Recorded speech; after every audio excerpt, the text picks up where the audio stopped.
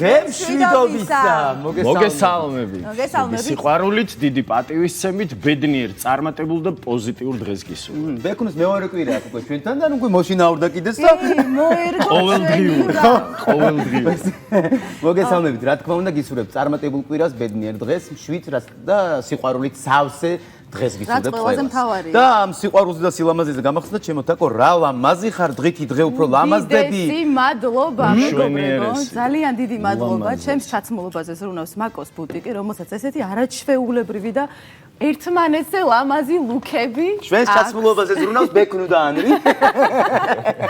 მაკოს ბუტიკს დიდი მადლობა და დღეს ძალიან დიდი მადლობა მაკოს ბუტიკს. ფანტასტიკური თემა გვაქვს. და ძალიან საინტერესო. კი, დღეს გვაქვს სოციალური ქსელი თემად და სოციალურ ქსელში განვითარებული დადებითი თუ უარყოფითი შეფასებები. მოკლედ, სოციალურმა ქსელმა მოიცვა ყველა ცხოვრება.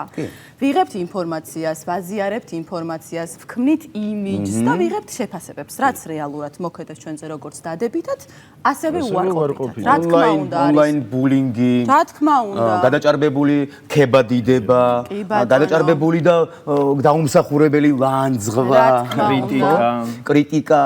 და ახლა ზოგჯერ დამსახურებული, დაუმსახურებელი, ყოველ შემთხვევაში მაინც ფაქტი ის არის, რომ სოციალურმა ქსელმა დაიპყრო თანამედროვეობა ჩვენს რეალობაში. და რაც ძალიან მთავარია, მოქმედებს ადამიანებზე. რა თქმა უნდა. აი ეს ამდენი შეფასება, თუნდაც დადებითი და უარყოფითი და დიდ ზეგავლენას ახდენს ადამიანებს. რამდენად ნეგატიურად აისახება კიდე ადამიანის ფსიქიკაზე და რა უნდა ვქნათ ამ დროს, როგორ დავიცვათ თავი, ამ ყველაფერზე სასაუბროთ კი ჩვენთვის საყვარელი რესპონდენტი, ყველასთვის განსაკუთრებული ადამიანი, ალბათნი ლალი მოროშკინა არის, ჩვენი სტუმარი, ჟურნალისტი. მოგესალმებით, მიყვარხარ. ჩვენ მიყვარხარ. უყურებო, კარგებო, პიარ სპეციალისტი და ჟურნალისტი. ლალი მოროშკინა. არაჩვეულებრივად გამოიყო. ფანტასტიკურად, როგორც ყოველთვის შემოვალიკო. ესე იგი, ისეთ თემას შეეხეთ, რაც ესე იგი ჩვეულებრივი არ არის, გაცილებით ღრმა არის, ვიდრე თქვენ გონიათ. და მინიმუმ იქიდან უნდა დავიწყოთ, რომ ყველა სოციალური აი ესეთი პლატფორმა არის სპეცსამსახურების შექმნილი. და ჩვენ უნდა ვიცოდეთ რა, რომ ჩვენ გვინდა თანამშრომლობა მათთან, ჩვენ გვინდა გამოვიყენოთ მათი შექმნილი პლატფორმა იმისთვის, რომ ჩვენ წავიწიოთ წინ და ანუ ყველაზე ბრიყული არის ალბათ რომ უბრალოდ ვერთობით. იმიტომ რომ ჩვენ უბრალოდ გართობაშიც კი სპეცსამსახურებს შეუძლიათ თავისთვის ძალიან საჭირო ინფორმაცია მოიპოვონ, ხო? ამიტომ ასეთი მარტივი არ არის, რაღაცა სურათი დავდიყავ, დავლიე რაღაცა კაფეში. ანუ ბრიყვის პოზიციაში ვარ ფაქტიურად. იცი რა, ხანდახან კარგია იყო ასეთ პოზიციაში, ჩვენ ყველა ბრიყვები ვართ ამ ცხოვრებაში, იმიტომ რომ სასარგებლო იდიოტი არის ესეთი სპეციალური ტერმინი, ხო? რაღაცა მომენტში ყველა ვასრულებთ სასარგებლო იდიოტის ფუნქციას და ეს აი ძალიან ყეყეჩობა იქნება, თქვა რომ მე ვერავინ ვერ გამომიყენებს. ისე კარგად გამოგიყენებენ, ვერც მოასწრებ აი ამის გაფიქრებას. ასე იყენებენ ჩვენს აი ამ პირწიგნაკებს, ასე იყენებენ ჩვენს ნებისმიერ გახახუნებას სოციალურ ქსელთან, იმიტომ რომ ეს არის პირდაპირი კავშირი ზუსტად იმ სპეცსამსახურებთან. ეხლა მაგალითად, სანამ იქნებოდა სოციალური მედია, ხო, იკითხავთ მანამდე როგორ იყო მუშაობა, ხო? იყო განსაკუთრებული განყოფილებები, ეს იყო იდეოლოგიური განყოფილება. ამ იდეოლოგიურ განყოფილებაში ყავდათ გაერთიანებული ადამიანები, რომლებისგანაც იღებდნენ ინფორმაციას, ეს იყვნენ ეგრეთ წოდებული მაშინ პარიკმახერები ერქვათ, ეგრეთ წოდებული ოფიციანტები, ანუ მიმტანები, ანუ ტაქსის ძღოლები, ეს ის ადამიანები არიან, რომლებიც ყველაზე ხშირ შეხებაში არიან სოციუმთან, მათგან იღებდნენ ამ ინფორმაციას. აი ამ დაზრობა იყო კიდე როგორც აქტუალური რა თქმა უნდა, ანუ რა გამყიდვლები, ნუ ეს ყველა იყო ცოტა უფრო მაღალი იერარქიაც, ეს უკვე პროფესურა და ასე შემდეგ და ის ადამიანები ვისგანაც ხდებოდა ამ ინფორმაციის შეგროვა და დამუშავება. და რო არ დამავიწყდეს გითხრა, იმიტომ რომ ვიცი რომ თქვენთანაც არის ხოლმე ეს თემები. აუცილებლად ამ ჯგუფებში შედიოდნენ განსაკუთრებული ნიჭით დაჯილდოებული ადამიანები, ხო? ეს ისინი არიან, ვინც ახლა წინად გრძნობა აქვთ, ეხლა პარაფსიქოლოგიას, რასაც ვეძახით, მაშინ არ ეძახდნენ, მაშინ ამას ებრძოდნენ, მაგრამ რეალურად ყველა სპეცსამსახურს ყავდა ხო ეს ხალხი? აი პირობითად გვიყურებს ვიღაც ადამიანი რეგიონიდან და ამბობს რომ სპეცსამსახურებს აი ახლა მაგათ რაში ვჭირდები მე დღეს 15 ტაროს სიმინდი მოვტეხენო პირობითად მაგალითი მოვიყვანოთ ასეთი. აი მათთვის რომ განვმარტოთ რა სარგებელს ნახულობენ სპეცსამსახურები ამ მსგავსი ადამიანისგან მაგალითად. იცი რა არის ჯერ ერთი ჩვენ ყველა კლასიფიცირებულები ვართ მათთვის ვის რა სარგებელი მოაქვს. არიან უსარგებლო ადამიანები რომლებიც მათ ინტერესს ხდება და არც ათვალიერებენ, მაგრამ არის გრადაცია იმ ხალხის, ვინც მათთვის სასიამოვნოდ მისაღებია ინფორმაცია, იმიტომ რომ მარტივად იღებენ. და არიან ადამიანები, რომლებიც იმდენად ჭკვიანად თამაშობენ, რომ მათი თუნდაც Facebook-ით ვერასდროს ვერ გაშიფრავ რეალურად რა ხდება. ეხლა ბევრად ჭკვიანი Facebook-ს იყენებს როგორც ჭადრაკულ სვლას, ანუ შენ ანდებ იმ ინფორმაციას, რომელიც გინდა მივიდეს იქ, სადაც უნდა მივიდეს, ისე როგორც შენ გინდა მივიდეს. ან შენ ხარ უბრალოდ ახლა მომხმარებელი. რა თქმა უნდა, უბრალო მომხმარებელი უფრო ადვილად გამოსაყენებელია, იმიტომ რომ შენ იცი მისი გადაადგილების ტრაექტორია, შენ იცი მისი მისწრაფებები, შენ იცი პრიორიტეტები მის ცხოვრებაში. მიზნები, და ადვილად სურათის შესადგენად, მაინც ძალიან ადვილია. აი თქვენ როგორი ფორმით იყენებთ საინტერესო. იცით რა, მე ვიყენებ, მე მაინც ჟურნალისტი ვარ. და პოლიტოლოგი ვარ. ჩემთვის მნიშვნელოვანია, რომ რაც შეიძლება მეტმა ადამიანმა გაიგოს ის სიმართლე, რასაც მე ვწერ. დღევანდელ სიტუაციაზე ზოგადად ანალიზს ვაკეთებ. მე აი ინფორმაციას აწვდით საზოგადოებას ვცდილობთ ინფორმაციას. მე ვცდილობ მივაწოდოთ ჩემს საზოგადოებას, იმიტომ ჩემს დამნიშნულოვანია საქართველოში, ხო? როგორ დავაფიქსირო, რატომ? იმიტომ რომ მე ვთვლი, რომ მე როგორც ანალიტიკოს შემიძლია გადავამუშაო დიდი ინფორმაცია ღამის განმავლობაში და დილით ყველა მიცის, რომ ჩემ გვერდზე როდესაც ჩემოვა წაიკითხავს მინიმუმ რა ხდება ქვეყანაში. ეხლა რითი შეიძლება ეს იყოს სპეცსამსახურებისთვის? მათთვისაც გაადვილებული მაქვს ახლა სამსახური. იციან რომ არსებობს ვიღაცა N ქვეყანაში N პიროვნება, რომელიც რომ წერს, შეიძლება მას ენდო რომ იმ ქვეყანაში ახლა რეალურად ეს ხდება და არა ის კვაზი რეალობა, რომელსაც სხვა ახვევს თავს და ამიტომ ჩვენ რაღაც ეს გვაქვს, თამაში გვაქვს და საინტერესოა, იცით რა არის? ამ თამაში ან არ უნდა შეხვიდე, ან ვერასოდეს ვეღარ გამოხვალ, ხო? ეს როგორ ჭკვიანსა და ბრძენ შორის განსხვავებაა, ხო? ჭკვიანი არასოდეს ჭკვიანი ადვილად გამოვა იმ სიტუაციიდან, სადაც ბრძენი უბრალოდ არ შევა. ანუ ბრძენი ადამიანი არ შედის ამ მორევში. ეხლა მე ნამდვილად ძალიან შორს ვარო, თქვა რომ ესეთი ბრძენი ვარ, რომ ამ მორევში არ შევედი. მე შევედი, მაგრამ ალბათ მაშინ ბრძენთა კატეგორია. ესე იგი ბრიყვის პოზიციაში კი არ ყოფილა. ბრძენი ყოფილიყარ. შეხედე ამ გადაცემის ბოლომდე ნახე რამდენ ამას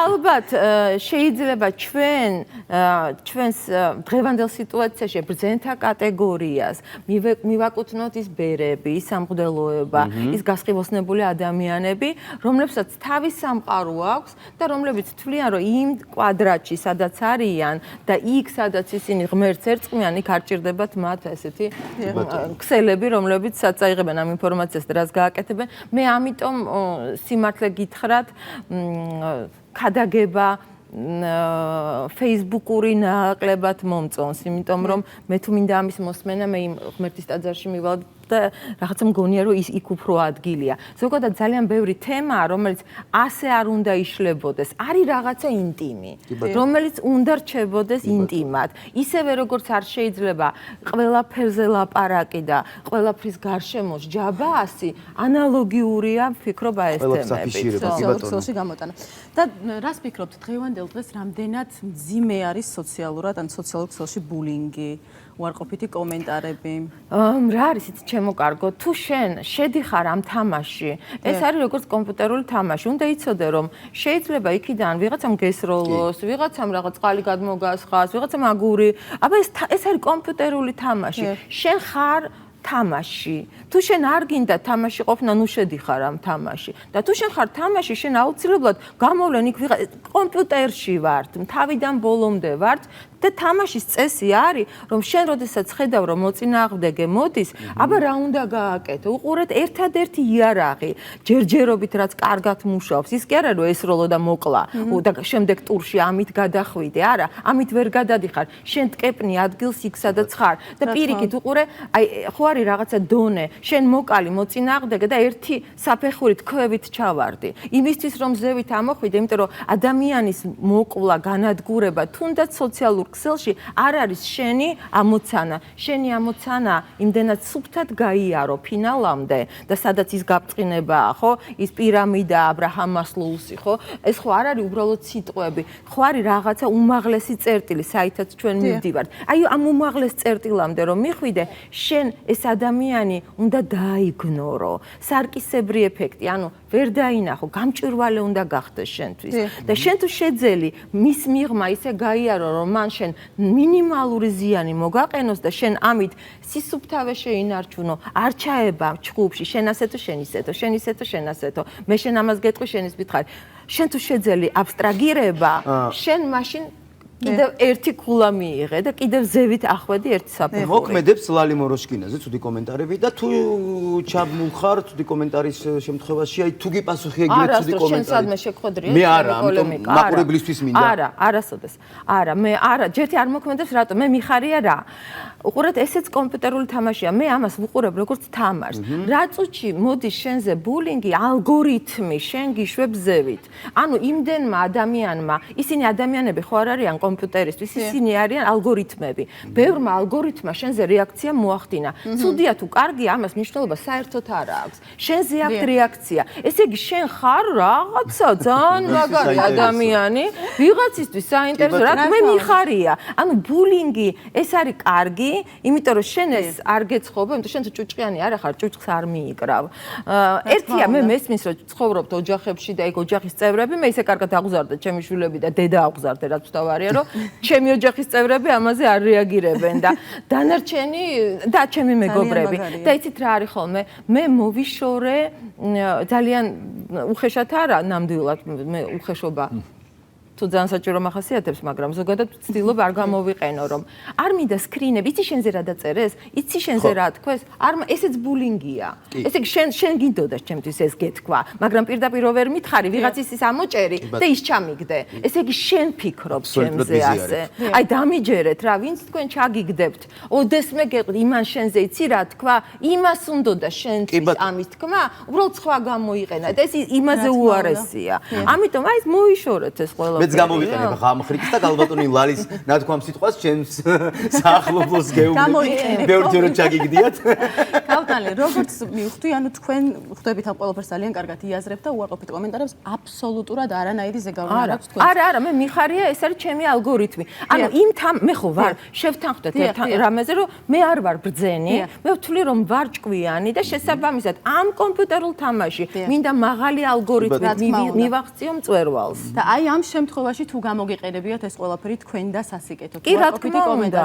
კი, მე მაქვს 14 მილიონი ნახვა 28 დღეში. 14 მილიონი ადამიანი, როდესაც შენ გისმენს, ესე იგი მიზანი მიღწეულია. ჩვენს პატარა ქვეყანაში, სადაც 3 მილიონი ნახევარი ცხოვრობს და ისიც ხანდახან არ არის, ხო, პერმანენტულად ქვეყანაში, ნიშნავს რომ შენ უცხოეთშიც გისმენენ.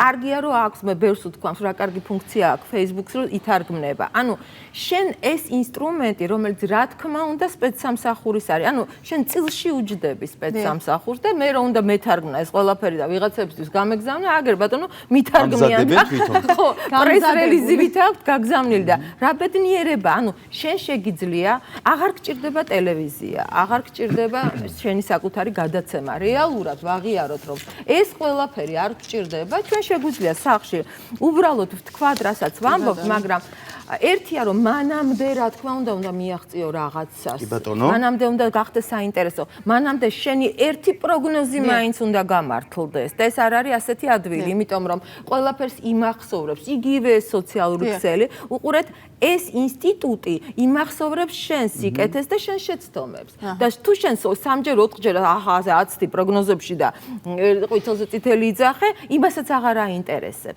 და ისიც აღარ გწევს წინ. თუ გამოუგონებიათ ტყუილი ლალი მოროშკინაზე და თუ უქცევიათ ეს ბულინგის თემა.